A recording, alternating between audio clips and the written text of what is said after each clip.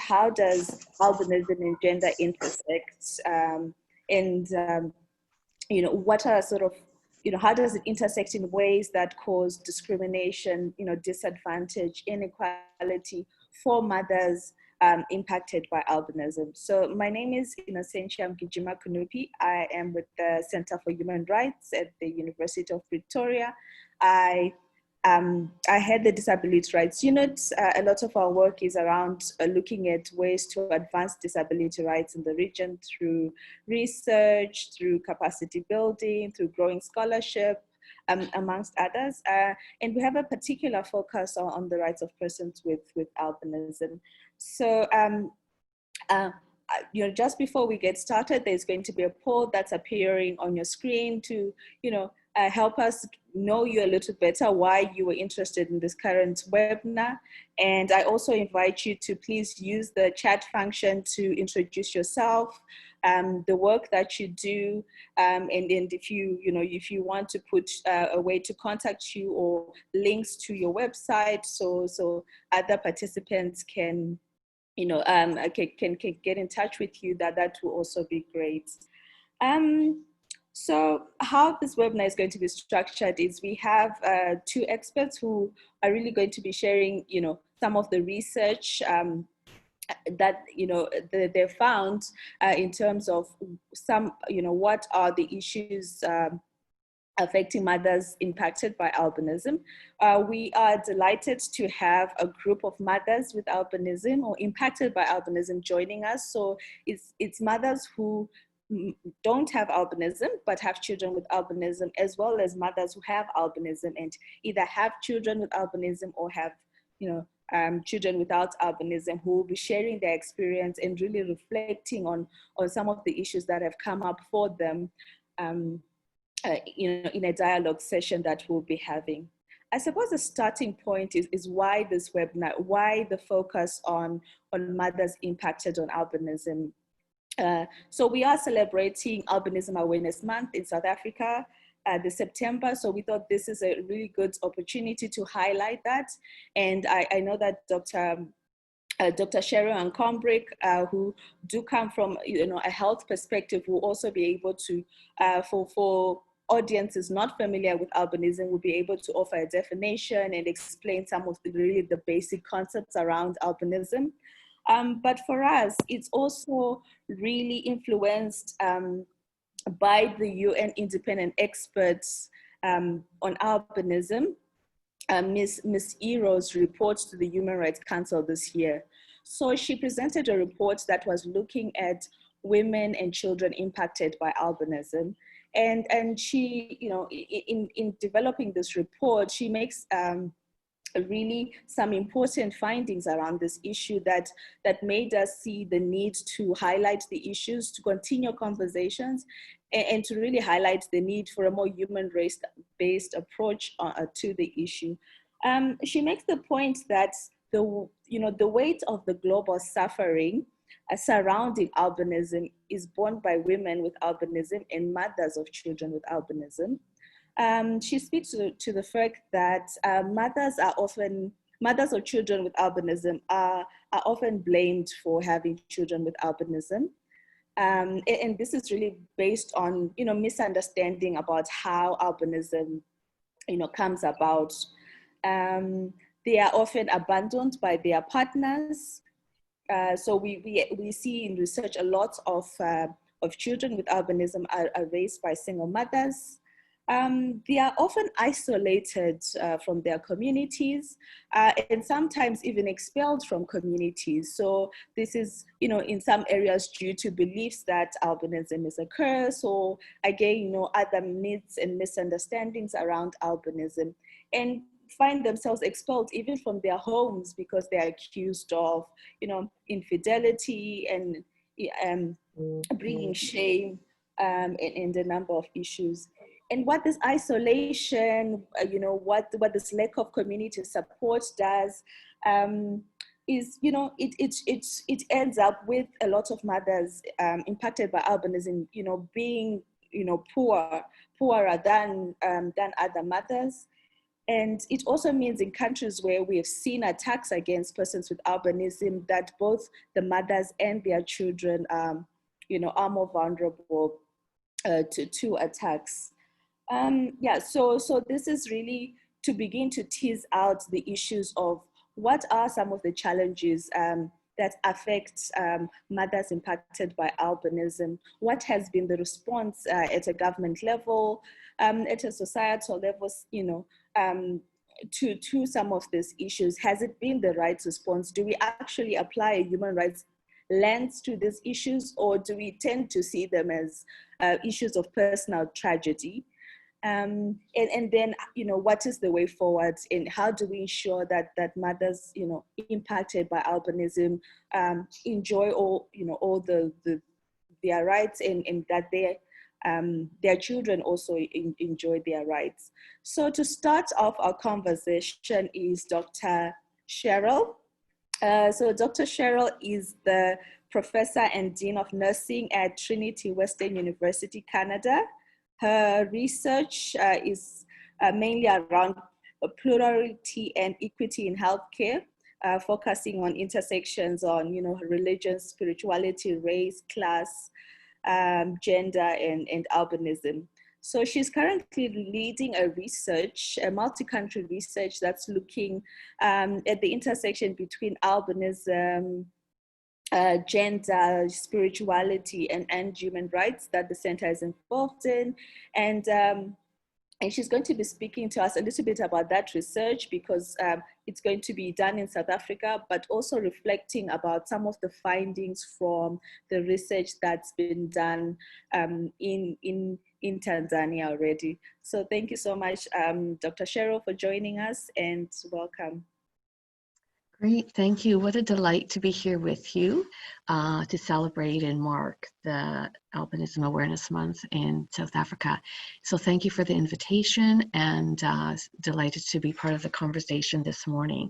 So I do have some slides, in part because I'm going to pop them up, in part because they're going to keep me on track. And as you may have done the math and the calculation of this, it is a different hour in Canada, in Vancouver, than where you are. So just the slides are going to help me as I move along. So as Innocentia has said, that the center there has been so gracious in collaborating with us on this project. We are a team of researchers from Canada, from South Africa, from Ghana, from Britain, from Tanzania, Nigeria, and also it's an intersectional or intersectoral type of team, so that's been very rich conversation. So what I want to run through this morning is to give you a bit of background to the project, a bit about the methods, what our findings have been, and going forward in South Africa, so exactly as Innocentia laid out for us. And you will hear more from Dr. Kronberg, who has been such a leader in this field of research. And Jenny, you'll see that you're cited all over this slide in anticipation of you speaking in a few minutes. So just a reminder, albinism is a recessive genetic condition. If both parents have it, there would be an incidence of about 25% of a chance of having a child. And the prevalence in sub-Saharan Africa is higher. Of course, the condition exists around the globe, but the prevalence is higher in sub-Saharan Africa. In Tanzania, 1 in 2,600, and in South Africa, just a bit higher than that. And you see the comparison there to Europe. So how did we get here? How is it that I'm involved as a researcher from Canada? You've been introduced to Ms. Iro's work this morning already. So as the independent expert on enjoyment of human rights by persons with albinism, she reached out to us at the university, myself and Dr. Astle, who's my colleague there, and asked if we might support her mandate with research. And my own research in equity in healthcare and Dr. Astel's work is in global health, we could see the fit to the work, and she was really very, made a compelling case, and we felt we've just been so pleased to be able to support her mandate with this research. So what we did, as a good researcher does, is we started with a scoping review. So that was our first step in, because we really didn't know very much about albinism, and especially not the situation for some people in sub-Saharan Africa who particularly were facing human rights challenges. So we started with a scoping review. I'll tell you a bit about that. And then that followed with a mixed method study that was designed to identify priorities for research and advocacy. Then Emma Strobel picked up on, we had a bit more funding by then, so she did her first pilot study. So some of the findings are integrated this morning, and that was in Tanzania, looking at mothering. And then this project picked up in 2019, so just last year, and fortunate to have had our fieldwork done in the bulk of it in Tanzania, and looking forward to our work in South Africa and Ghana. So it really is a project in a sense that came to us more so than us seeking out this program of research. Just waiting for my slide to advance there.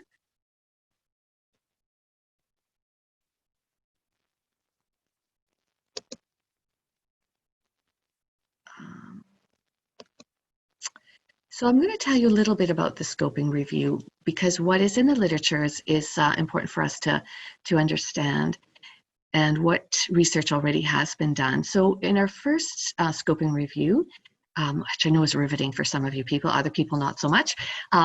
So we looked at this intersection of what does the literature say when we put together albinism, spiritual and cultural beliefs, and health services. And there was 40 articles that we were able to retrieve at that intersection.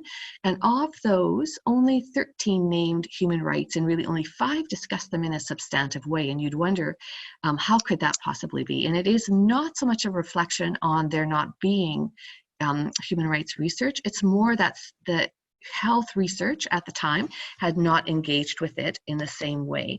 So since then, what we did is we ran the literature search in another way, in another subsequent study, where we looked just at albinism and human rights at that intersection. And then when we knew we had what was the body of literature on human rights, we were then able to pull out implications for our other 2 concepts around spiritual cultural beliefs and health interests.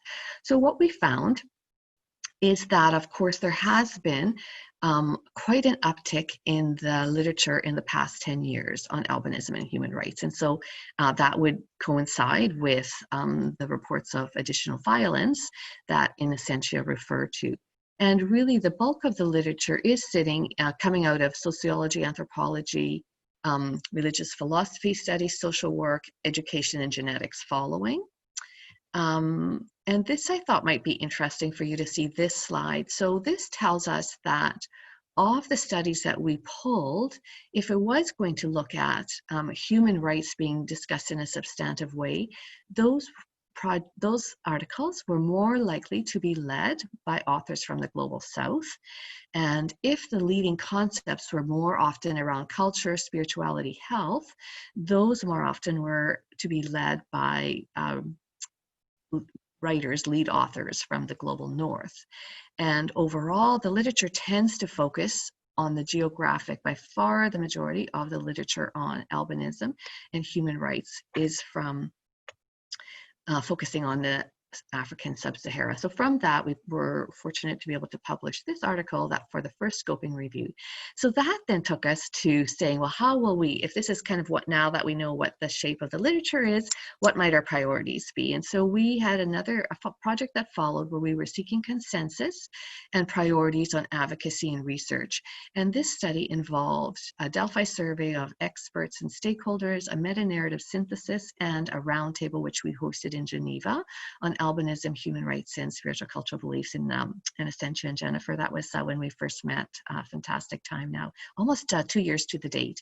And so we had 33 scholars, policymakers, and civil society stakeholders representing 11 countries there. And in the conversation, both discussing the literature together, discussing existing research together in that way, and people's expert experience. Among the priorities was this priority around research on mothering and albinism. So the literature has a good amount of the literature focuses on the experience of children and their access to education, and a very important conversation point and very important analytic entry point.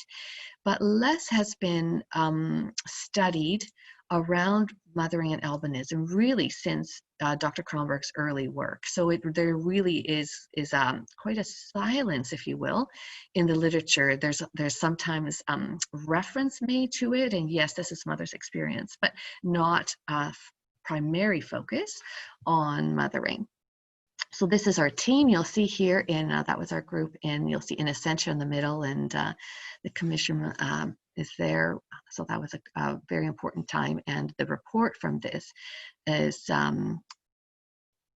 also included in the UN reports that IK has been building off of her mandate. So what this takes us to when we're looking at the experience of mothers and their perspectives is, in a sense, is looking at the lived experience of human rights, and that's quite intrigued us. I would need to pause here again and to say that actually on our team we don't have a lot of human rights lawyers per se. We have a couple of key people that are really giving us human rights expertise. Of course, in Essentia, we've got another colleague who is a historian of human rights in Africa, and we have another professor who crosses between sociology of religion, and she's a lawyer by training. But Barb and myself are nurses. We have political scientists. Like I've said, the team is quite diverse. So we look to our experts to help us understand human rights. But in a way, that's not a bad thing, because it might help us ask new questions and hopefully bring the human rights scholarship to this idea of what does it actually mean to live human rights. So as was mentioned then, so we have a situation for mothering and albinism, that this was the question that we brought to our funders to say this is what we want to study, is that we do know that women and girls are disproportionately affected by the stigma, discrimination, and violence related to albinism, and that we would be applying a human rights lens. So the 4-year study that I really want to, that's all by way of background, but I want to give you more information now about the study and what this will look like also in South Africa. So it is really looking at, we wanted to take not a negative capacity angle, even though we're working with human rights per se. We wanted to look at resilience as a more positive concept, and bringing that in at the context of gender, colorism, and religion. And you see the 3 countries that we're involved in. And so we're looking at in a way, using a standpoint theory. If you're familiar with feminist theories, you start with everyday lives, and then you look back to say what has created that situation and that experience in everyday lives. So we're looking at access to services. We're looking at social constructions, how they're enacted around gender and colorism, looking at these spiritual, cultural beliefs and practices that impact the experience of mothering, and then, of course, articulating recommendations for the promotion of human rights. Our methods are ethnographic. I was trained by a sociologist, and have found ethnographic methods to be quite powerful in being able to unpack these kinds of phenomenon. So we start with shared circles. So our primary participants are mothers who themselves have albinism or who have children with albinism.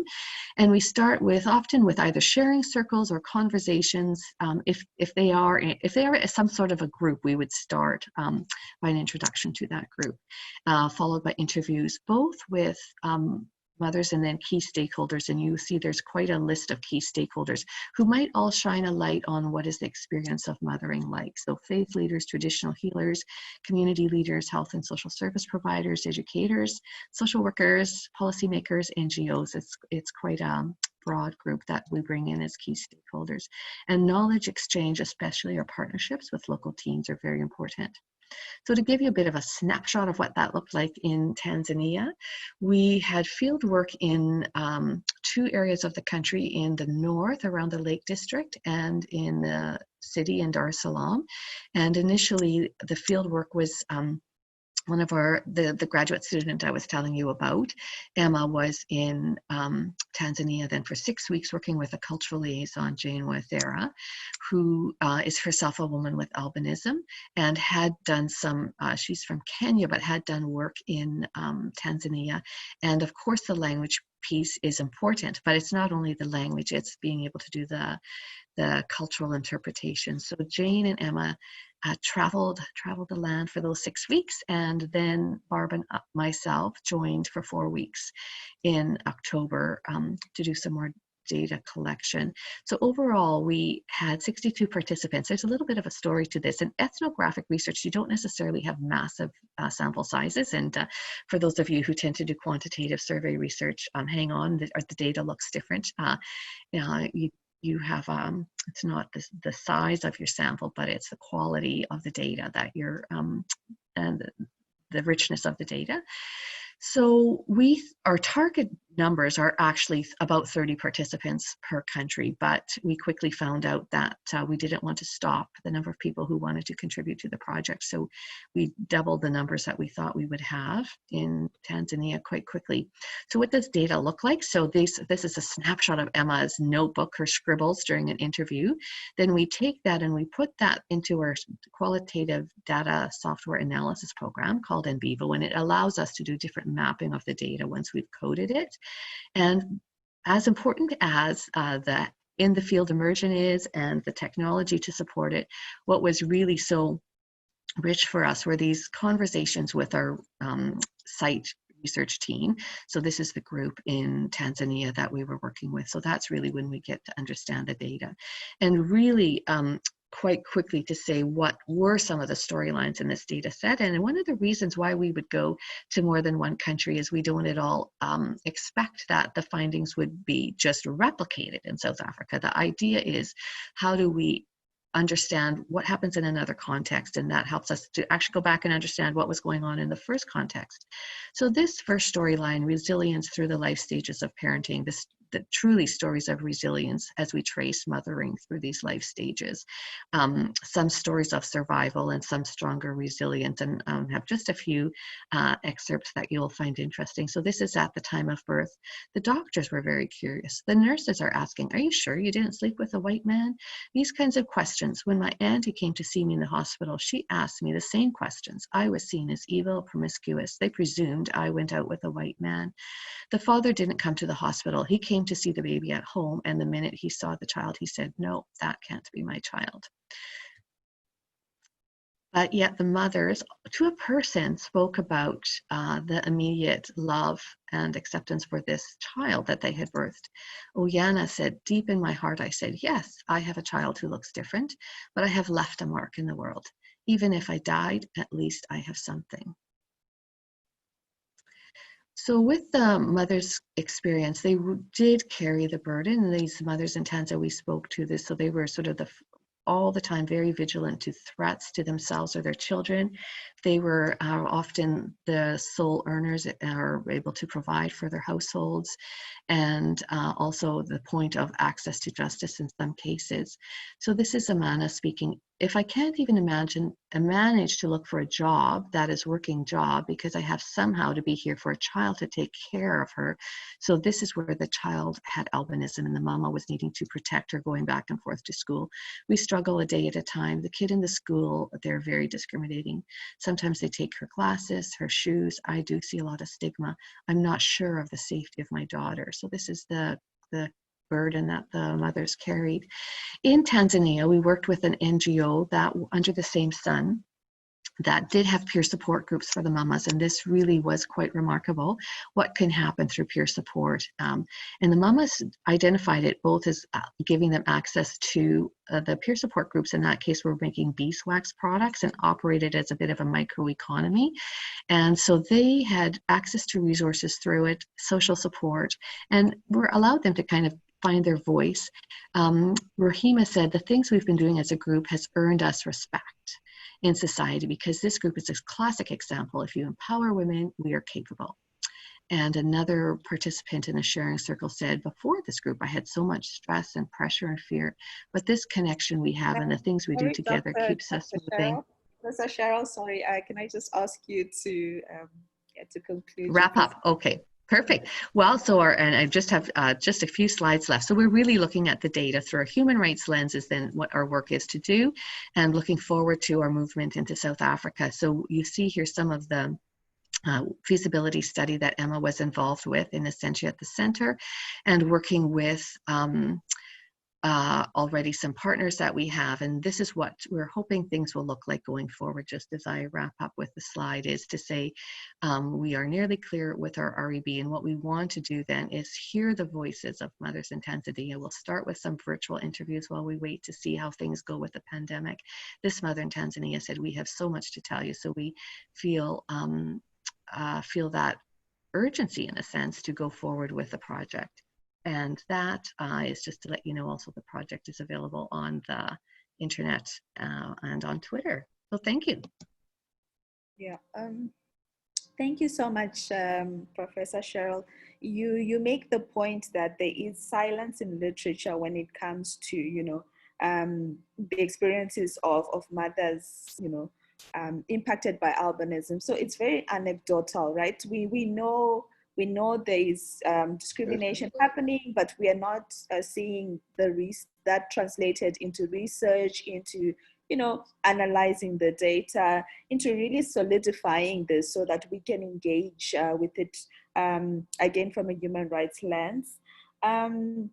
And also, like you say, the value of having an interdisciplinary approach to this issue, of having sociologists and lawyers and people from the health profession all conversing on some of these issues to come up with solutions. And so we really look forward to the results of this research in South Africa. I hope that if there are mothers, from South Africa, or researchers who want to get involved, that they would let us know in the chat box and follow the research, and really hopefully it will, add to a really small body of knowledge on this issue. So the next, our next panelists are four really, incredible mothers who've agreed to join us and to share their experiences, but also reflect more broadly on the issues. So we have on the call Miss Lorraine Schumer. She is a mother of a young girl with albinism. She's also an entrepreneur. And she's also a founder of an NGO called We Are People Foundation. So welcome, Lorraine, and thank you so much for joining us. We also have Guguletu. We also have Guguletu Shandu. She is a mother with albinism, and she also has a child with albinism. She is a social worker by profession. She's based in KwaZulu-Natal. And I think it's going to be really quite interesting to hear her experiences, being a mother herself with albinism, but also given her work as a social worker. So thank you so much for joining us, Guguletu. And then we have Busisiwe Mahlaba. She's a mother without albinism. She has 2 children with albinism. And, she does a lot of volunteer work, but also a lot of work at, in terms of raising awareness around albinism. So it's really great to have on board. Welcome, Busisiwe, and thank you for being here. And then lastly, we have Tembisile Matlala. She is a mother with albinism. She has a child who doesn't have albinism. She's also the founder of National Albinism Association of KwaZulu-Natal. She's a very vocal, disability activist. So again, it's incredible to hear her, speak both from a personal perspective, but also based on some of the advocacy work that she does. So again, thank you so much for being here.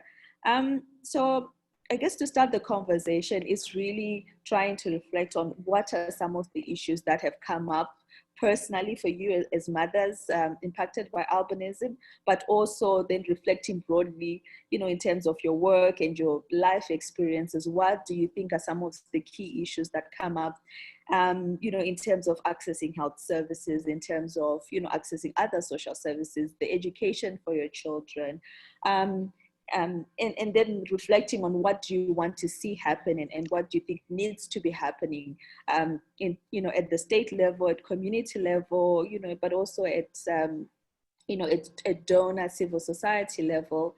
But to start with the conversation, because I think a lot of this starts when you have this baby with an albinism. So that's where we start the conversation. What was that like? And, you know, and then we, you know, we take it from there. So I'm going to ask first Busisiwe, if you could share with us your experience and some of your thoughts. And I think after that, the other mothers are welcome to join the conversation and continue it.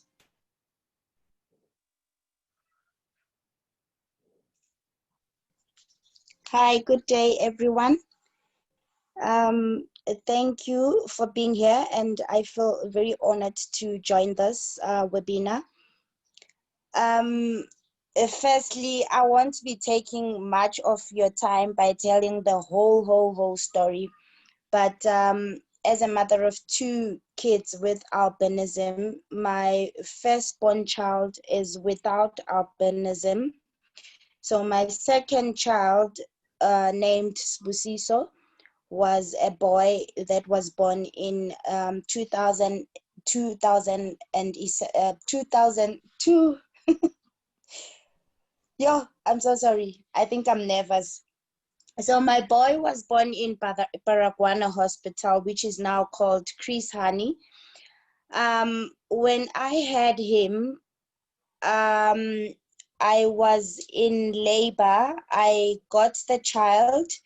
So the lady that was assisting, the lady that was assisting kindly assisted me. I got the baby, but as soon as the baby was out, she took the baby with her and she left me there. So I only saw that the baby was very light in complexion, but she just left with the baby.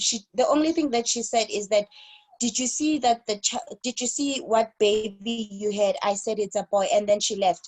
So it was very traumatic because I had experienced pains, and at the very same time, I was traumatized by the fact that I had a very light-skinned baby, which was not of a problem, but it was a problem because the child was very light.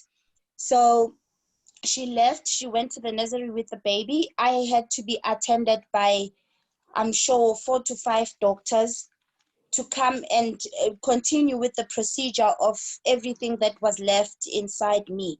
So they continued, they took me to, they booked me into theater immediately because the lady had just left.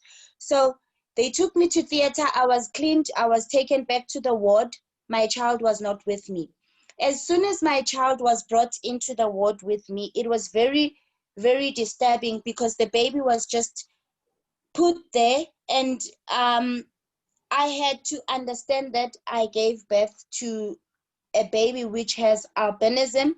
But as soon as that happens, it is shock. It is the first time. I have no idea. I don't know what's happening. I was expecting somebody somewhere, somehow, to come and at least educate me, tell me something about this baby. I'm a traumatized mother also because this is the first time having to experience something like this, because I don't know anybody that has this albinism in my family. So I'm in a ward with other mothers. The other mothers are looking at me at a very strange way. But the only thing that happened there, I had to lift up my spirit and tell myself that this is my child. There is nothing that I can do about this. But the only thing is to carry this baby, put her on my chest and give her love. Well, I did that, expecting still in the interim that somebody will come and at least tell me, educate me further about this albinism, because really I'm going to leave the hospital and go home, but nothing happened. So I was discharged. I came back home. I was accepted with warm hands. Well, there was questions from the father that this child is white. What is happening? But as a brave mother, I had to tell the father that this is a child with albinism. I had to be brave. I had to cry inside if people asked me questions. Like, for example, when you get a child, you go to what we call a 3 days checkup in the clinic. I had to be brave and hold my baby with my head up high, whilst I didn't have any education, any information whatsoever. I had to go to the clinic where everybody else was looking at me in a strange way. And I knew exactly that people had questions, and people I could feel people talking about me on my back. I could hear them. Some of them would say, is it a white child? Did she have a child with a white man or whatsoever? But I had to be brave. I had to remove the blankets. I had to remove the hat for the people not to just snoop or try to pretend as if they are not looking at my son. But I had to hold the baby out without any blankets for them to look at the baby and see the baby. I had to be a proud mother without information. I had to Google. I had to find out what is happening if you have a child with albinism, because I didn't know what soap to use on the baby. To be quite honest, when I took my baby for a bath, the baby would cry so loud. I would think maybe the water is boiling. Maybe the water is not supposed to be this warm, or it's supposed to be hot or whatever. I was very, very, very traumatized. I didn't have the knowledge. So since we are going through human rights and all of that, I would appreciate just to put a link on that information there that the little information that I've just given when I gave birth to my firstborn baby, that if we could just have people that could just at least educate us when we have these kind of kids, when we have kids with albinism in the hospitals, before we even leave the hospital with the baby. Or maybe if we go through our pregnancy visits at the hospitals or clinics, if we could just have like people who could volunteer, or social workers, or people who could just give a little information to the pregnant woman, just to tell them and highlight them that if you get to give birth to a child that has albinism, what to do, how do you, so that we have the strength, the knowledge, so that we know a little about the kids with albinism, because we leave the hospitals depressed and we don't know how to approach the families. The fathers are sometimes negative. Even the people inside the house are negative. You hear rumors. People will tell you that you're not supposed to feed the baby fish. I was traumatized because somebody told me not to feed my baby fish. But as far as I knew, fish had omega-3, so it was supposed to be given because it's good for the brain. So there's a lot of myths going around. People would think, oh, you have a baby with albinism, the baby is going to disappear, it's not going to die. So we need to teach more from the hospital, from when we are pregnant. Either you're going to have a baby with albinism or not, but we need to prepare the people so that they know what challenges are they going to face going forward when they give birth to the children. Thank you. Yeah, thank you so much, Cecilia, for that. And perhaps we can also hear from Lorraine. What was your experience like? Was it similar or different? In what ways? Hi, everybody. I'm hoping you can see me with the slide behind me. I've been trying to move my laptop, but I'm sure you can see me. Look, it wasn't really obviously shocking in the sense of my doctor actually said to me, you've got a white baby. And I thought to myself, excuse me. The first thing I looked at was my partner. And I thought, a white baby? Where am I getting a white baby from? And I asked, because I started panicking, they then brought the baby to me. And I said, okay, I've got my a child with I think in those terms we're saying, you know, an albino. And, you know, it was so nice to, as much as it was a private hospital, it was just that I got the baby. I didn't get told anything by any doctor or any nurse. My family came, I guess those that had reservations had. But I think from the onset, because generally I just confirmed healthy, 10 feet, 10 toes, everything normal. And I think I just took that to say, God, you know, this is a gift. She's normal. She's healthy. You know, with pregnancy these days, and even back then, just having a healthy child was more important. And I think going forward, it was just my family supporting me. I think my late brother, who just said, my sister, you know, God doesn't give you something without a purpose, and this is our child. But you know, as you like what Busisi was said, I wasn't told anything. I just went in, started Googling to understand what is albinism, what do I need to do. It was really my pediatrician later who kept informing me about the skin and, you know, make sure you use. But other than that, the hospital didn't tell me anything. I left 3 days later without any information. So I think from that element in terms of hospitals, whether it's private or public or government, it doesn't really matter. There is that element missing of saying, if you have a child with albinism, there isn't some form of education that a mother gets. I know the earlier speaker spoke and said actually that mothers tend to, you know, because of myths and all of that, yes, and we see it with the work that we do, that they don't really want to come out. So from the clinic, there's something missing. I think community-wise, I'm just strong like that. I guess people had, I had a few comments. Some would say, you know, if I had a child like this, I would kill a goat to do a ritual. And I said, well, what's wrong with my child? And they couldn't really pinpoint what was really wrong. And I said, because she looks white and it's a pigment situation. So how do I ask my ancestors to give me a child that's okay? And I guess I thought in my community, in my family, I'm okay, until I began to spread my wings and, you know, became part of the hashtag Albinism Killers Must Fall March. And that's when life became real.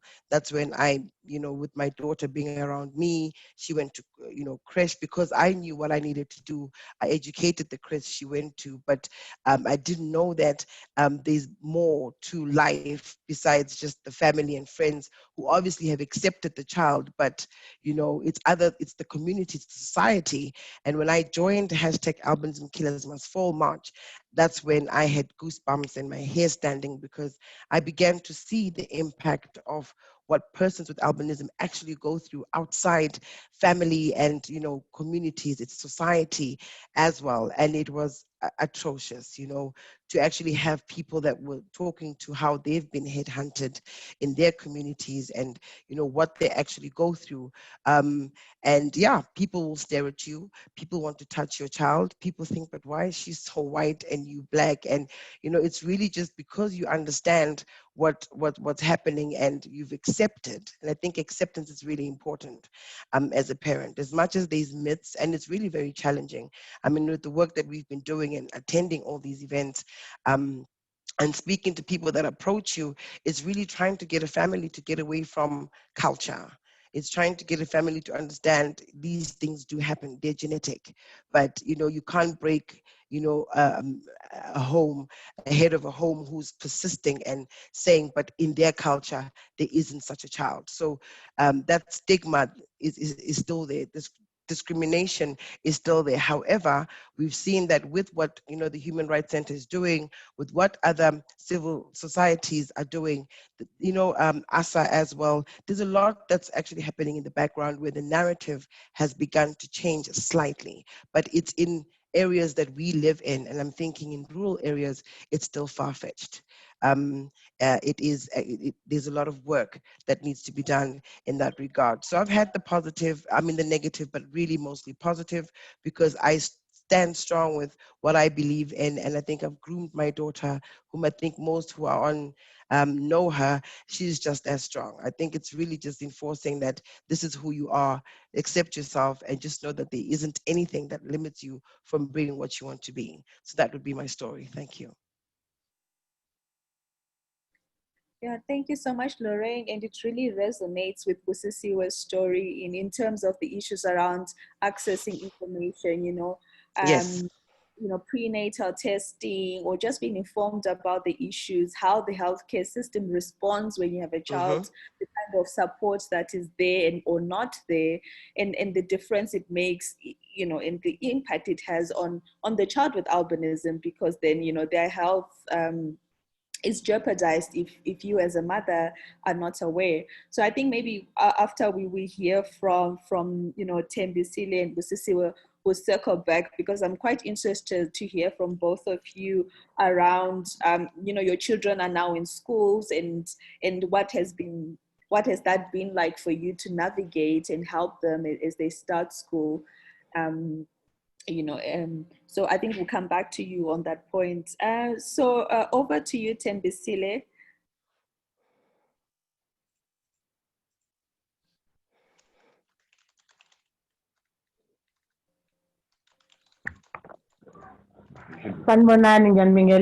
Hello to everyone. Hello. We can hear you clearly. Okay then, thank you. Hey, I don't know where to start, because Busisiwe and Lorraine stories, I think they are opening some wounds. That's what I can tell. To have albinism as a that's why I will mix Zulu and English, because it will make you understand more, and I think I can emphasize my stories more with my language, so that you will hear, you will see, and everyone will see how challenging to have albinism. As much as it is nice and ayikho into emnandi as ukuthi ube mhlophe, to have albinism, it's very nice, but people, they ended up ill-treating you and shouting at you with names while you were growing up, and you ended up feeling that you are no longer a human being. So their stories as mothers, it just touches me, thinking that I have to say thank you to every mother who gave birth to a child with albinism, especially my mom, because I think ngale yaminyaka yama 70s, she didn't know if abomama abancane kangaka abangangabobusisiwe nabo bebengazi lutho kwamanje. What about bona ngaleza sikhathi? But they chosen ukuthi basigcine as abantwana babo, basikhulise size sikwazi ukuthi si voice out ukuthi kunjani ukuba mhlophe. So my story, I grew up in a village. I was alone in a house, in a home. Because I didn't grow up to my father's side, because my mommy didn't get married to my father, and it was very sad because it was only my grandmother and my mother who did understand how to take good care of me. My umalumekazi, they didn't understand even why they do have the child ofana noThembi ekhaya. So ukuhamba isikolo kwami, by then it was very sad, because abothisha ngaleso sikhathi didn't understand even isight ukuthi why ngingakhona ukubona kude, why am I visually impaired. So kubo it was like ngifuna ukutreatwa special. It's only that I want to be treated special, not that I need help. Because if ngizohamba ngisondele kwi-chalkboard, it was more like no Thembi, move. Sithi abanye abantwana, you are not transparent, bazobona kanjani. And that thing, it was hurting me deep in my heart. Ngikhumbula ngenza standard 3. There was mistress ngema, didn't want to even touch my exercise books. Wayengawamali at all. So nje, I grew up, and then I felt ukuthi I wish to see omunye uThembi, because I didn't think that although I was alone in Ngikula, but I was willing to see abanye abothembisile abakhona ukuthi I wonder ukhona yini omunye umntwana ofana nami onebala elifana nelami o-treatwa ngale ndlela ukuthi mawuphuma estradeni they have to, abantwana to shout angeke ngilonge ngihloniza amagama nasishawa a curse ungazi ukuthi why they are calling me about those names and their parents abakhona ukuthi babakhuza ukuthi no you don't have to say that, but not all of the teachers they didn't support. Other teachers they were supporting, but others you will see the way they were treating me ukuthi even in their homes they didn't taught them well about other different types of children abazohlangabezana nawo emsebenzini wabo. And lokho kwangibonisa ukuthi even behamba my universities to study about teaching, there is not even a single place ebabonisa ukuthi they have to know ukuthi when you are there at school you will meet different types of kids. You will meet Down syndrome, you will meet albinism, you will meet autism, all these types of disabilities. There is nothing telling the students or the teachers who are learning to be teachers.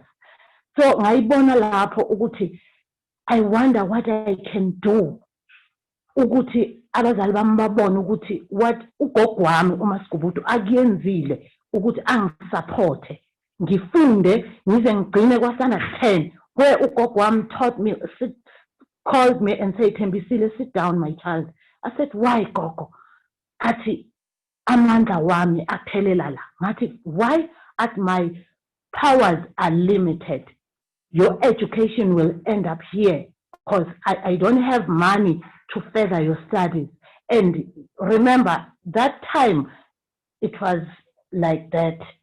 When you grow up in the village, I'm talking about deep rural, not just the urban areas. I was from rural, deep rural, where I grew up, raised up by the grandmother, and my mom was sick. And if I can tell everybody, most of us people with albinism are born from the poor families. If our families are rich, it's either they will deny to raise, to accept that they've got the child with albinism. They will rather let us raised by our grannies. That's why I say I thought maybe if I can start looking for Abothembisile and sit down, sharing, telling them my story, maybe bazovuleleka nabo, it will be open to them and tell their stories. And then sibone ukuthi sikhulisana kanjani. Kungabi bikho Abothembisile abazogcina kubo grade 12 because abanye abantwana when sesihleli phansi sesikhuluma ba drop out abakhona. There are so many dropouts even here in KwaZulu-Natal, so many dropouts. When you go to rural areas, I'm talking about Abomkhanyagude, where we're doing profiling. Maybe it's about 90% abantwana bakhona they're not schooling because of fear yento abayithola kwi-community. It's not nice to go outside and everybody will call you with names. All this means, and ubone inyanga, they will tell you ukuthi fanele benze ngawo umuthi. If I can get the ear or the eye, I can be rich. Lokho kuyenza ukuthi umntwana one-albinism akangakhoni ukuqhubekela. Ukubuyela as a mother with albinism, ngizothola umntwana when I was pregnant. My husband wang accepta kamnandi kahle, but my in-laws, even today, there are those I can count with 1, 2, 3. They accepted me, but the others they still say, "Oh, I'm feared ukuthi na, or I can be happy ukuthi namse ngamthola umntwana onje." And albino, the name that hurts me because they always like to call us things than telling us than motivating us and growing us to know that we are human beings as others. So bangimukela abanye they didn't accept, but laba acceptile, I make sure that I'm doing awareness, I'm educating them ngami. Even ekhaya lami ngikhulele kabo mama, I'm educating them always about albinism. That's why I started the organization here in KwaZulu-Natal, ukuthi abantu bafunde ukuthi what kunjani ukuba mhlophe, kusuke kwenzakaleni if a parent abazali bazothola umntwana one-albinism. A sad thing, even ezibhedlela njengoba boLorentsha nobusisiwe besho, there is nothing ekhulisa umuntu ukuthi azi ukuthi there are types of different children and types of disabilities outside. Then thina sikhula, albinism was not even a disability. Besingazazi nanokuthi siyabobani. Bekuthi uthi uyakwa disability bethi you are not disabled. Uthi uyangapha kuthiwa no, go and uhambe uvilapha ukusebenza of in. But into engiyithandayo ukuthi ukuhlangana kwethu sisonke kusiyenze sakwazi ukuthi sizifundise ukuthi sitshele abantwana abasakhula ukuthi kuyaphileka and you accept yourself. I always tell abantwana kuma support groups ukuthi you have to sit down esibukweni. Mina bengazibuki since ngazalwa, ngiqale 1992 ukuzibuka, ngizaliwe 1975 because I was afraid to see what abantu abangithuka ngayo. So in 1992 I had to sit down, ngathatha isipili, I look at myself and then I said, wow, for so long bengizincisha to see a beautiful thing uNkulunkulu angiphe yona that I'm supposed to be proud of. And I used to tell everybody to say, accept yourself and love yourself and you will protect. And I always tell my parents those 3 lines, those 3 words, would accept, love and protection is something. But ngizothola umntwana amanesi angithanda esibhedlela, angihamba eclinic, bangimukela abanye la engakubuza ubuhlungu khona uma sengiqalisa ilabor kwakuyi-14 that December, bangangithinti because and other nurse wayethi nasi isipoko esimhlophe ngizosithinta kanjani a white ghost. So we have to know ukuthi there is izinto ezinjalo phandle. But I ended up saying everywhere I'm going, when I ngizoqala ukubingelela, I educate people about myself. I said, is there anything that you want to ask? Do you want to know why to know about ubumhlophe bami? And then if I avuleleka yes, ngithi ngimtshele even with my visual impact and everything. And okungisize kumntanami, I sat down with uNizamudin and educated him. Amncane ngamtshela ukuthi uyangibona njani ngimhlophe, and phandle angifuni ukuqamba amanga, I will never lie, there is ama-challenges to him. Even ahambe esikoleni because abanye abantwana bazothi laugh at him ngami, kodwa I told him ukuthi educate them about what is albinism. Why? Mabethi, what is albinism? No. I'm talking about my mom. I just want to tell you ukuthi why are white, why angaboni kahle, why makazofunda asondeze eduzane. That makes, and esikoleni mangimfunela isikole ngitholela isikole ngiqede ngiye esikoleni ngithi can I educate, give me 5 minutes, I will come and do awareness. And bangivumele kangangokuthi i-primary school yakhe, yes, it went well because even now abantwana abane-albinism, they go in there and they call me our teacher, but come and educate these parents because we see that they're not taking good care of their children because they don't know about albinism. And I'm going to just take my time, volunteer, and go and educate them.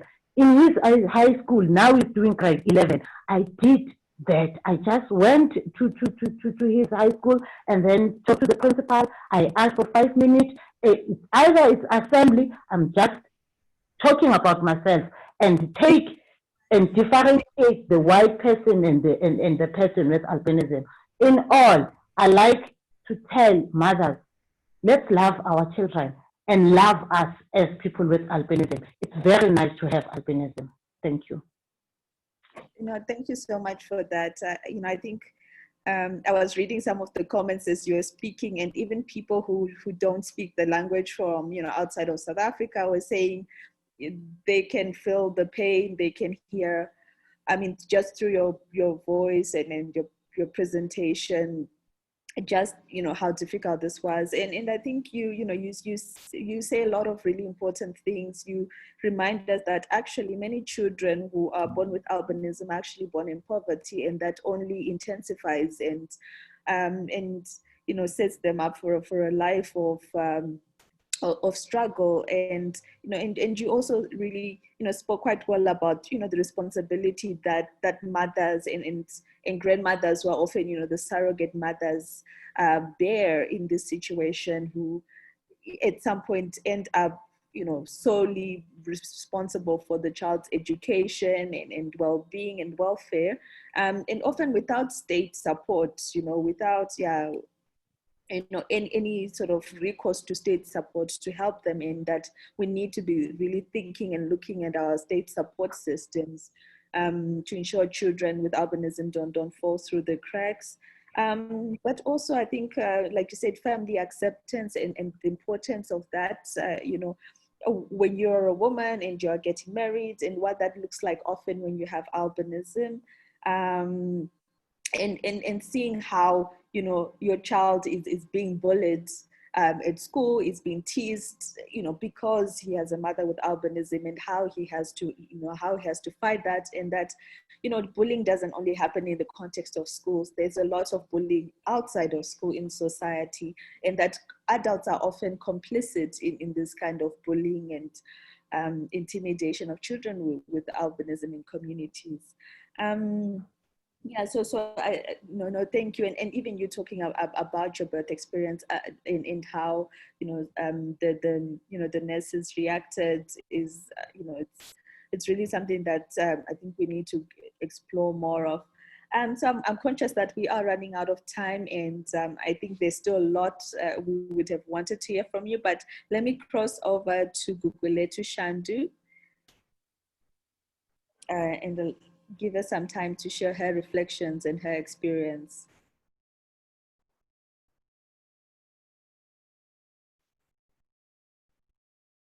Gugulethu.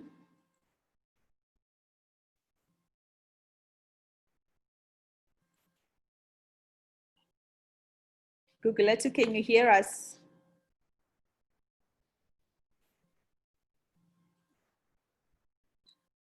Okay, so it's whilst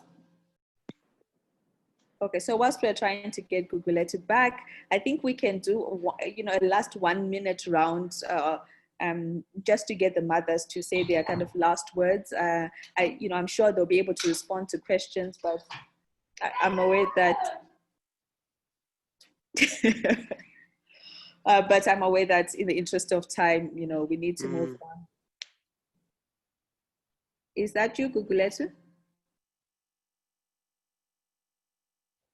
Okay, so I guess back to Busisi, where, for any kind of last thoughts in terms of the things that you really want to see changing, or the things that you think, the government need to take into account going forward. And I don't know if you wanted to reflect just really briefly on what has it been like with, having your child starting school, and some of the issues that have come up in that space.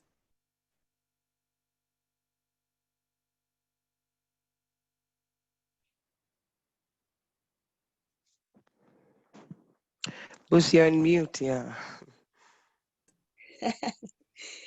Thank you, Innocentia. Spusiso starting school was very challenging. I don't want to lie. Being in a public school per se, he was in Dumezweni Primary School. The school never had any knowledge. My son would go to school and sit at the back my son would struggle with seeing what was written on the board. He would be left behind on whatever they've been doing in class, until I decided to go to school and try to get him seated in front, because I also didn't have any knowledge as to what to do as a mother. But I would go there because I felt the pain of him not being able to write on the book. I would assist him on writing and all of that, but I would also feel I need to go to the school and at least speak to the teacher for her to at least bear with him. Then there came a time whereby Spusiso was in grade 4. He was bullied by the other kids at school. I was at work. I had to be called by the teacher while I was at work. She told me that I should quickly come to school because the other kids had bullied Spusiso. I had to knock off at the back of my head as I was traveling to school as an angry mother at that time. I was angry at the teacher as to why do we take our kids to school and have teachers who will not protect our kids when we are not there, because I think teachers should play a model of being mothers to kids when we are at work or when we are not at school. So I had to rush to school and I had to find out what happened. The story was very disturbing because the kids had chased Spusiso around the schoolyard and had beaten him up, telling him that he's a white boy. Why doesn't he go to a white school? What is he doing at a black school? I was very disturbed by that because I was asking myself a question that how could kids as young as kids in grade 4 could ask my son, why is a white boy doing at a black school? It was a very disturbing situation that my son couldn't go to school for 3 days. But in the interim, I had to Google. When I went back to work the following day, I had to Google for help. That's when I got to come across Mam Nomasonto's number. I phoned her, if she can just recall. I phoned her and she was very touched by the situation. She gave me a few advices and she referred me to, there was an office that was in Love Day in Johannesburg. I had to go there. It was an organization that had social workers that had to assist in situations like that. That's when I started having a heads up of standing up for my son. We had to campaign, we had to go to the school, teach more about albinism, whereas I was so surprised that teachers didn't know that a child with albinism was supposed to sit in front. A child with albinism was supposed to be always wearing glasses, all of that. The teacher didn't have time. She didn't care until we campaigned at the school. My son was very traumatized that even the teacher, it was those kind of teachers that would just say things anyhow in class. So he would share all those things and tell me that, listen, I'm not going back there. But I had to push. I got Abotembi and Uput Itumeleng to come with me to the school. We taught them. We tried our level best to give as much information as we could. So at the end of the day, I asked myself that if there's other mothers out there who can't even Google and find out the information, how do they cope with these kind of situations if a child would go to school and experience these kind of things? If a child can't be seated in front next to the board so that they can see closer.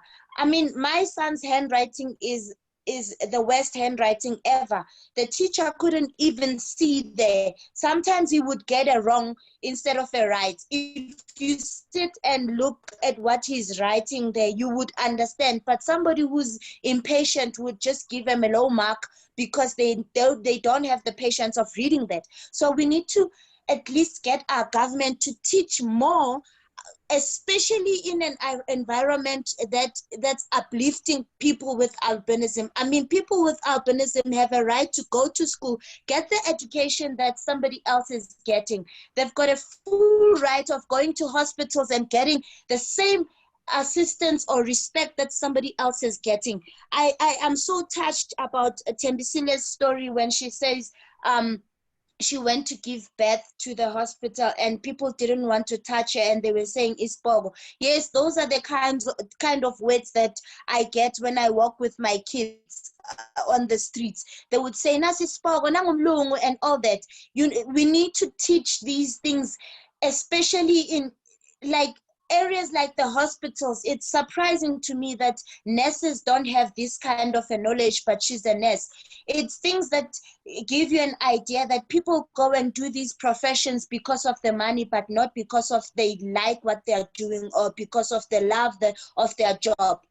So our government needs to go to these institutions and teach more and give as much information as they could give. We suffer. We have to always walk around, teach people and all that, whereas there's things that can give information. The TV, the radio, give us funds. We are willing to do anything so that people know more about albinism. I mean, what happens in the rural areas? What's happening there? Because there's people there, they do not have facilities like computers, phones, and everything else. I was touched by a story that My Voice, Regina Mary, and the others had previously, of a girl that had been bent by the sun, that it even bent her eyesight. You know, our countries needs to give more information and give more funds to sunscreens and everything.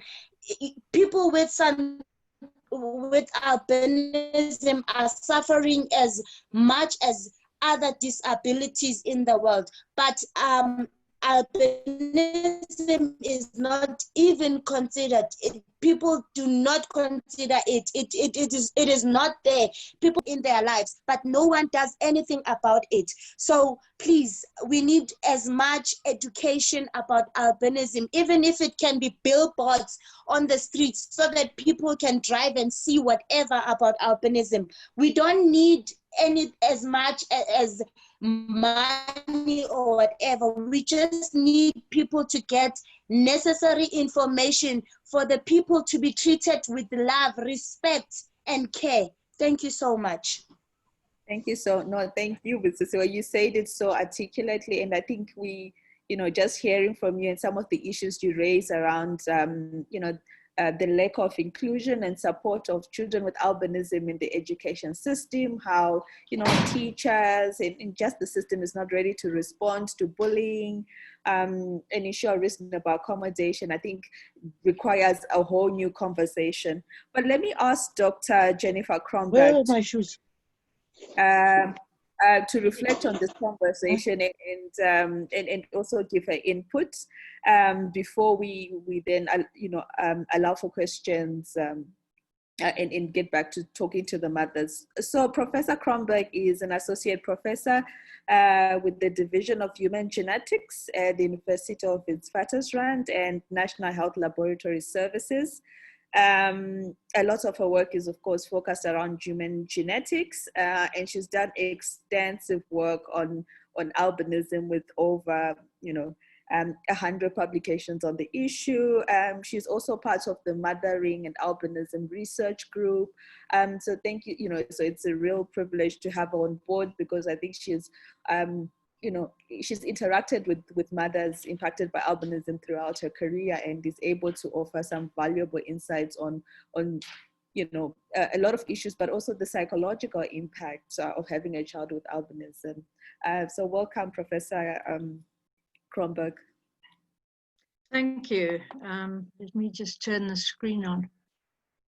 Okay. I'd like to talk with slides. Have the slides come up?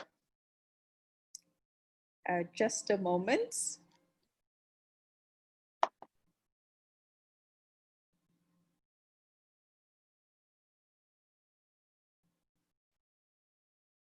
Have we got the slides on the screen? I've pressed it. Oh, share, maybe it's share. Okay. Okay, great. Oh, we got them all now. Okay. I don't know if we can get one. We get one by one. Maybe we can get this one. No? Are you seeing them all together? Yes, we are. So how do I get just one at a time? Along the top, if you go to slideshow, in those top slideshow, yes, okay. And then it should say from beginning, Then, right on the left. Oh, from beginning, I see, okay. It's going round, it's going, oh, okay. All right, and then you'll have to tell me how to get on. So this is just the heading slide, but so let's just go to the next slide. How do we get the next slide? Maybe I can do this. Oh, good. Okay, I'm going to go quite quickly through this beginning bit because it is really about albinism, which you've mentioned so far, that the definition is that albinism is a group of inherited, and we have to remember the word inherited. There's no other way that albinism occurs unless it's inherited. It's an inherited abnormality of melanin synthesis. And in other words, pigment doesn't happen in that case. It's characterized by congenital reduction of the melanin pigment in the hair and the skin and the eyes. And all those three have to be involved for a person to have albinism. There's specific changes in the optic system, which we will go into a little bit in detail today. And it occurs in 1 in 4,000 people with albinism. 1 in 4,000 people in South Africa have albinism. So it's an inherited recessive condition. A person who has albinism, as somebody's already mentioned, has inherited 2 genes for albinism, 1 from the father and 1 from the mother. Both father and mother, and that must be quite clear, both father and mother usually have dark skin color, but they each carry 1 gene mutation for albinism. And when the child inherits it from both mother and father, only then can the child have albinism. And that couple will have a 1 in 4 chance of having a child with albinism every time they have a child. But bear in mind that if there are 100 people listening to this webinar, that 1 in 30 Black Africans are gene carriers. So we'll have 2 or 3 people at least or more listening in who are actually gene carriers. It's a very common gene in South Africa and in Southern Africa. The health problems have been mentioned briefly by most speakers. The sun-sensitive skin, which can be damaged by the ultraviolet rays of the sun. The fact that we have to bear in mind that even between 1 year and 20 years old, 20% of people with albinism have skin lesions. And if you have a skin lesion, that will eventually develop into skin cancer. If we look at all the ages of all the people with albinism, 24%, or in other words, 1 out of 4, have skin lesions and malignancies, in other words, skin cancer starting. Visual defects include the defective optic tract and the retinae. There's poor visual acuity and short-sightedness, as one person's already mentioned in school class. The child must sit up at the front because they're short or short-sighted. If they are myopic, in other words, very short-sighted, they sometimes need to go to schools for the blind, but we don't recommend that. They should be able to manage well in a normal school with help, as one other person mentioned, as already mentioned, with help from the teacher. There's poor in-depth vision, so many can't drive a car because you need in-depth vision to drive a car. And almost all of them, 100%, will have nystagmus, flickering movement of the eyes, and photophobia, a fear of the sun, so they close their eyes when they're in the sun. So now, what are the psychosocial issues? That's what this talk is really addressing. The first thing is the impact on the family. And again, you've illustrated very well, the mothers who've spoken already, the maternal-infant interaction, which is very difficult in the beginning. There's great shock at birth, which a couple of you have already described. The normal caring response is delayed, and as one person said, the baby is sometimes taken away anyway, so that the mother can't relate to the baby anyway. But then when the nurse is so worried, she takes the baby away to show to a doctor or something like that happens. Bonding might take up to 9 months, before you normally have a normal bonding relationship with the child. The parents have very strong feelings, again, as you've described, from rejection, anything from rejection to acceptance. The brothers and sisters are confused too. So if you've got other brothers and sisters, other children who wonder why their newborn brother or sister is this color, the brothers and sisters get confused too, but most adapt in the long run. And the family is stigmatized in the community, which we know about that too. And you've also illustrated well, those who've spoken earlier, that the sooner the mother adjusts to the situation, the better the child's adjustment will be. It's terribly important for the mothers to accept the child has this problem and to accept it, and then the child learns to accept it as well. So just a little diagram to show you the mother interaction was part of my PhD study, looking at mothers, black mothers with a baby with albinism. As you can see on the left, the mother is shocked, unhappy, rejecting sometimes, and shows chronic sorrow. It's a very sad thing for the rest of the life that this child has got this problem. But you can turn positive, and but what happens is that the mother is affected by the skin color of the child, by the hair color, and by the visual problems, because the child's got nystagmus, can't focus on the mother. And to bond with the child, you need to be able to focus on the child, and the child needs to focus on you. So there's reduced interaction, as you can see in the middle there. And the baby is affected by maternal rejection. That's what babies don't want mothers to look away every time the baby is picked up. And the baby is affected by the visual acuity. The baby can't see you properly, and by the nystagmus, the movement of the eyes. And as a result, in the first year, the baby's sometimes slower to sit and slower to crawl than other babies. And we don't know what the long-term infant reaction is. Our study went on for 15 months, but we didn't go any longer than that. So we have a lot of information for that group, and that's what is described. So the mothers with newborn babies were studied. I just wanted to mention that study a little bit more. We've got many other studies on different age groups, but this is the newborn baby one. The findings showed that behavior between the mother and the baby was reduced. The mother smiled less at the baby, held the baby, and stroked the baby less than black mothers with black babies, which was our control group. The mothers often said they didn't want to hold the newborn baby in the beginning. They didn't want to breastfeed the baby. And the mothers in the end were depressed in the beginning and unhappy. They were reluctant to have close contact with the baby initially, and they showed reduced maternal-infant interaction. But by 3 months, most mothers we had only had 1 or 2 mothers who rejected the baby and ran away, left the baby in the hospital. But most mothers interacted normally by 3 months with their baby in comparison with the control group. But they were still unhappy, expressing unhappiness by 9 months and showing chronic sorrow until we finished our study at 15 months. So the next issue that was the maternal infant issue. The next issue is adjustment. What do we do about adjustment? And you've touched on it. Those who've spoken in the group have touched on this.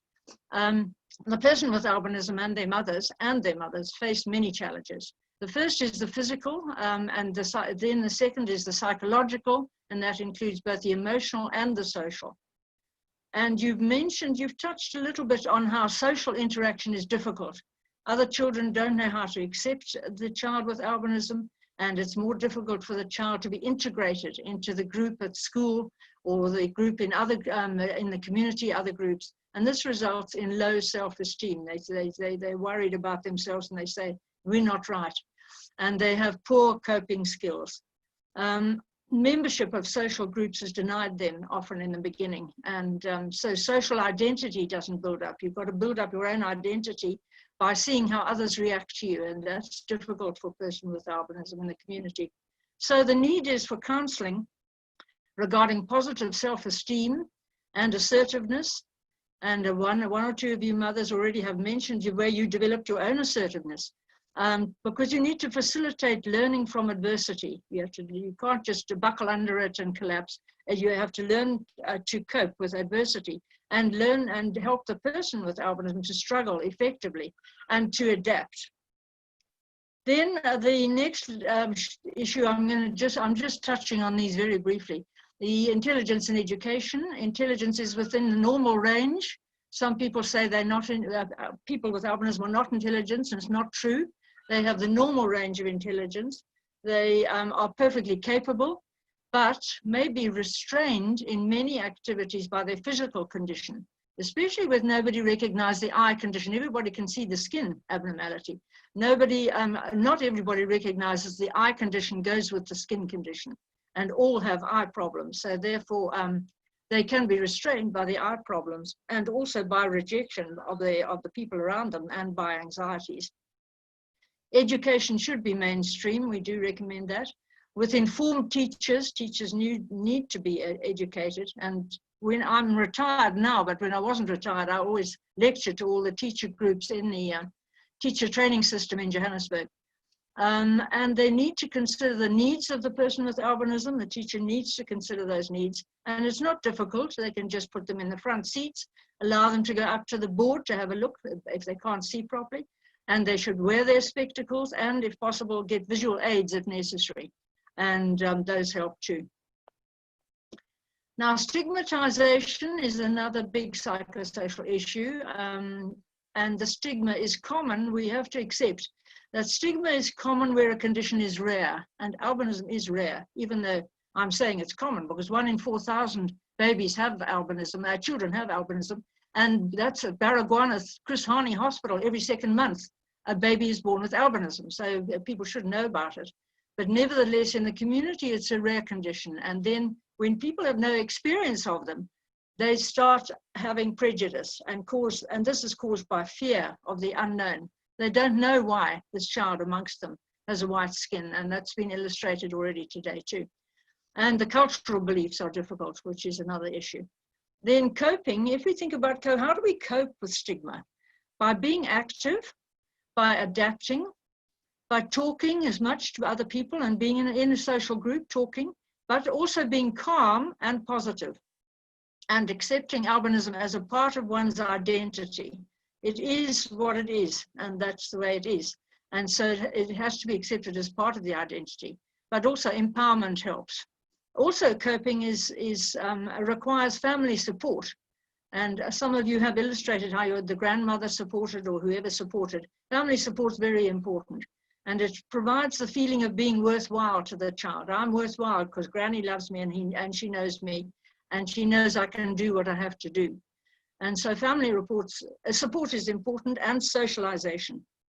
Quality of life is the last psychosocial problem I just want to mention, because it is an issue we haven't researched a lot yet of, and we are hoping to research it in the next year or two, because the psychosocial and the health issues lead to a compromised quality of life. The child with albinism does not have the same quality of life as other people, but that could be improved. So we need to do more studies on quality of life.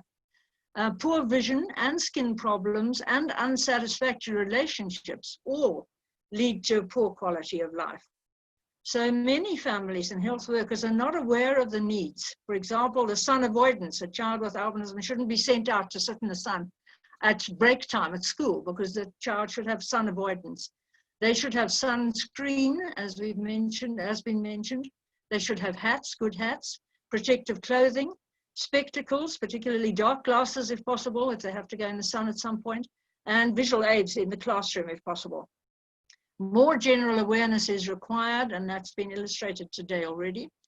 And social reality needs attention, because prejudice leads to emotional instability. If there's prejudice against the affected person, then there's going to be emotional instability. So families need guidance. And lastly, and most important, demystifying of the disorder is essential. We need to accept that it's genetic and inherited, and it's not caused by witch doctors or whatever else might be thought to cause albinism. That's not right. It's straight inherited disorder. So I wanted to finish by just telling you a little bit about genetic counselling. At Baragwanath, we've got a very active genetic counselling clinic. We're hoping, and I did statistics a couple of weeks ago, 70% of mothers now who give birth at Baragwanath Chris Hani Hospital get referred straight away to the genetic counselling clinic.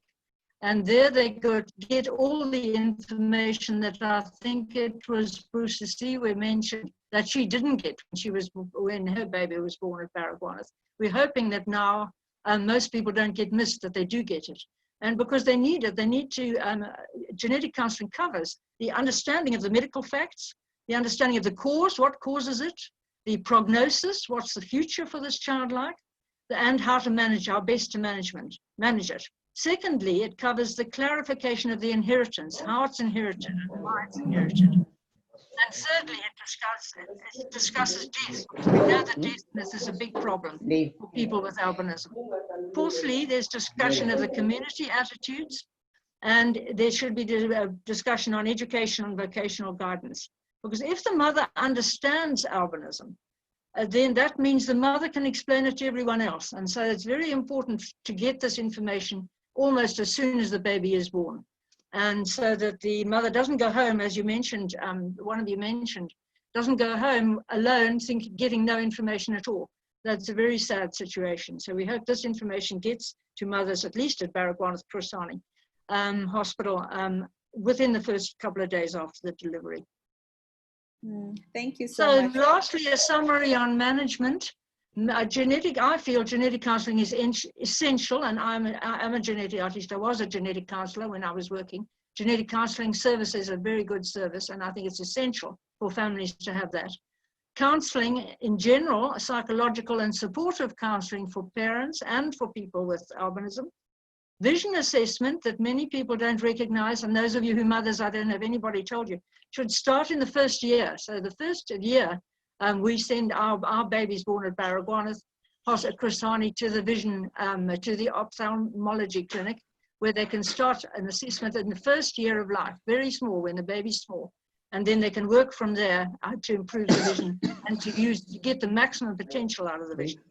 They also have a stimulation program for infants. Skin assessment, you need to go to the skin clinic too in the first year, so that they can examine the baby's skin and tell you what to do about it. And empowerment of parents is necessary so that you can seek help for persons with albinism and children with albinism. And then lastly, and not least, is community awareness is absolutely essential in a comprehensive management program. We've got to do awareness of the community and advocacy for people with albinism. Families, health professionals, and the general public need this advocacy program. So the bottom line is that we strongly believe albinism is a manageable condition, and we need to do more to make it a manageable condition. Thank you.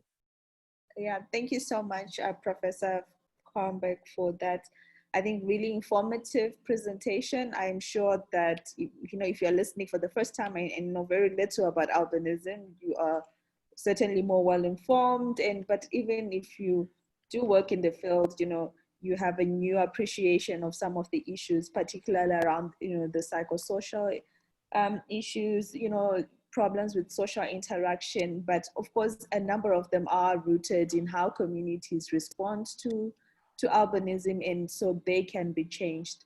So I'm aware that we are really, really out of time, and we need to conclude this, but I wanted to give an opportunity for just one or two questions. If you have a burning question, please just raise your hand. There's also a final poll that's been, that's up on your screen. So please do take the time to read that. And I think if there is interest in having another conversation and continuing this conversation, then it is something that we can look at. So is there one burning question or remark or reflection that someone wants to share? Please use your raise. I'm trying to find it, but I have sort of a question, sorry.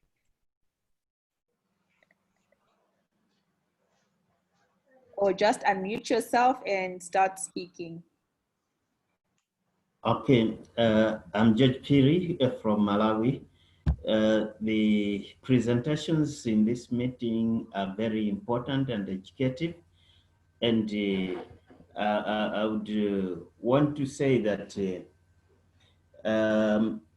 I hope the presentations will be found on this website, and they will really be helpful to some of us.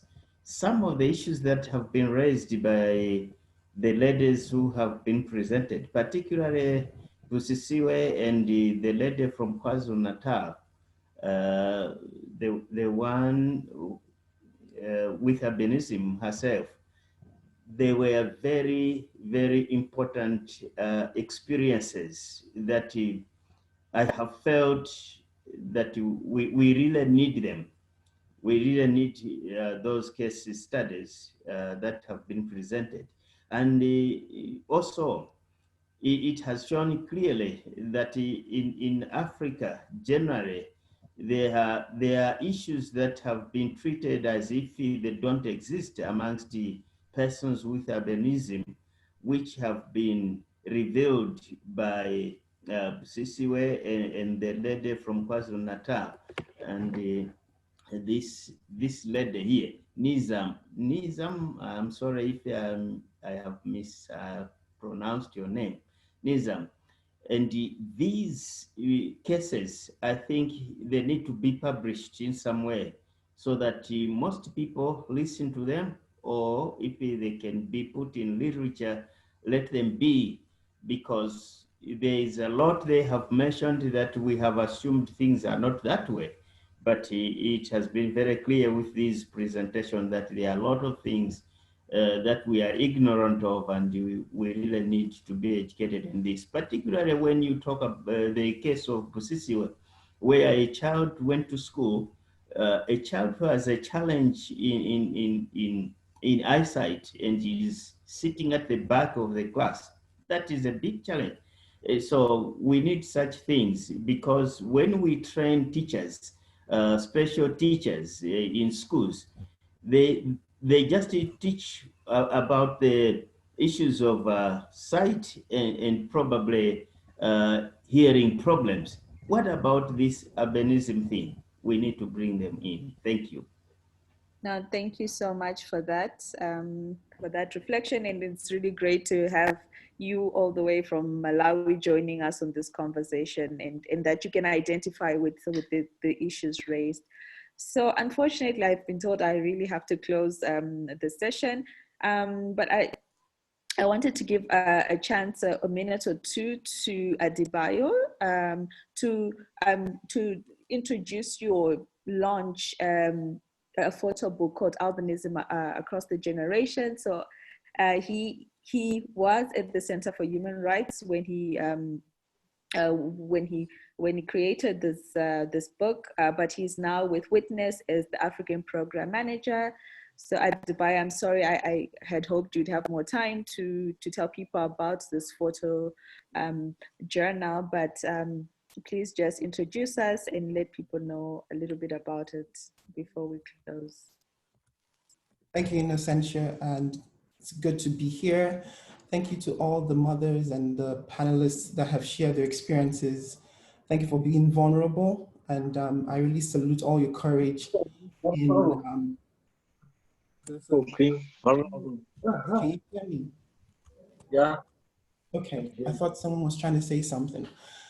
So quickly, because we do not have time, just trying to highlight one of the things that have been mentioned by some of the presenters has been the fact that more advocacy needs to be done, and information needs to be spread. Stories need to be shared of some of these happenings, and that's what we tried to do with the Albinism in Generations photo book, which has been published in physical format.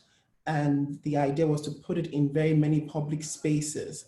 But again, we thought that during these limitations of physical travel and access to physical spaces, it's important to make it more accessible online. And we have that now accessible, where you could read up some stories of some people who have albinism and how they have dealt with it over the years.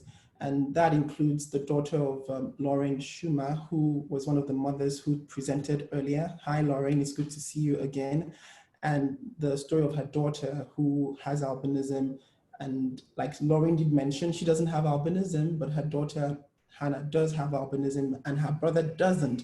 And those are the kind of stories you would find through this photo book, the stories and pictures of this persons with albinism, a mother that had albinism and her son doesn't have albinism, and on like that. So we'll put the link in the chat so that you could access it, so that you could read up the stories, and feel free to disseminate it to other people as well.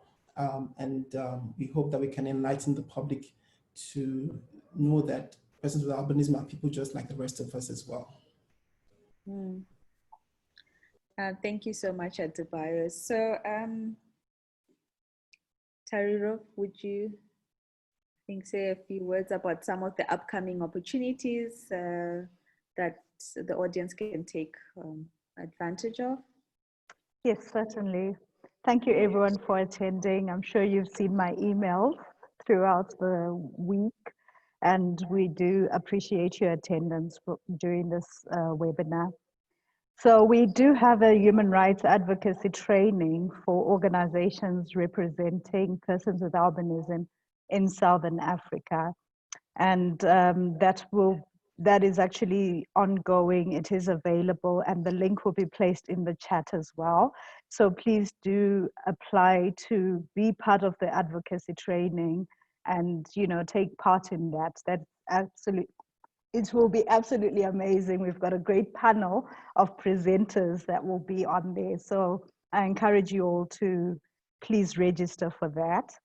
And we also have our 8th annual Disability Rights Conference. We have the call for papers that is out now, and the deadline for that is on the 14th of September. So please do take time to send an abstract so that we can actually see what work you could present during the conference. The conference will be on the 17th and 18th of November. So we are looking forward to having all of you present as well for our virtual conference, the first ever virtual annual conference. So yes, that is it for me. Thank you so much. So thank you, Tariro. I hope you all take part in these different activities. So really, I think at the end of this discussion, I'm left with the realization that we need more discussions, we need more research, we need more action on the part of government and other duty bearers. And that's, this webinar was really just like, the beginning of a conversation and teasing out of many, many deep-rooted issues that we need to discuss and we need to find solutions to, and we need to hold our governments more accountable so that, these experiences that these mothers have should not be normal. They should not be normalized, and so I hope that you would be able to carry on the conversation in the different spaces that you have influence in, that, you would be able to take this on in your research, in your work, in your advocacy, and that you would also then, we will have an opportunity to interact and work on this together. So of course, this would not be possible without the mothers who so candidly shared their experiences and their reflections on the issues. And so a huge debt of gratitude is owed to the mothers. And I know there've been many mothers who are also part of the audience who didn't have an opportunity to share their stories. But thank you for attending and for standing in solidarity and stressing the need to hear these voices. Thank you to the panelists, Professor Kronberg and Shirley, Sheryl, for the expertise provided and the reflections. Thank you to the communications team, Taruna, Yolanda, and the rest of the team that make this possible. Of course, a great thank you to Tariro, who really put everything together and made this possible, and all the work that goes into this. And thank you to you for attending, for your comments. I know we were not able to address them, but we are reading them. We have seen the information, and hopefully we will be able to follow up on some of the information. This webinar is recorded, so it will be available online. And you'll be able to go back and listen more and reflect more and continue to engage with it even after. So thank you so much, and from all of us at the Center for Human Rights, stay safe, and we hope to see you in other engagements.